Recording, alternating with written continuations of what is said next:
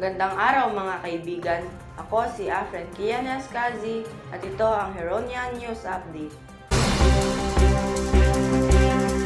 Unang balita, usapang pang-araw-araw na buhay. Mahalagang balita, presyo ng langis nagtaas.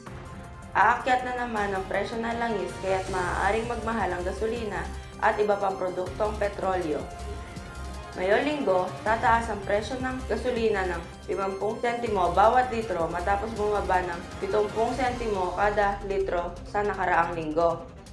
Samantala, bababa naman ng 40 sentimo bawat litro ang presyo ng diesel at magkakaroon ng rollback na 35 sentimo bawat litro para sa kerosene. Kasalukuyang inaaksyonan ng gobyerno ang isyu para maibsan ang epekto nito sa ating mamamayan. At yan ang pinakabagong update sa pagtaas ng presyo ng langis. Pangalawang balita, ulat panahon. Tara na't alamin ang kasalukuyang lagay ng panahon sa buong Pilipinas. Sa kasalukuyan, makararanas tayo ng maliwalas at mainit na panahon sa pangkahalatang bahagi ng Luzon, Visayas at Mindanao. At wala nga namang bagyo ang nakikita sa Philippine Area of Responsibility. Patuloy nating bantayan ang anumang updates mula sa Pag-asa. Ito ang latest na impormasyon sa ating ulat panahon. Ako si Afren Kian Eskazi.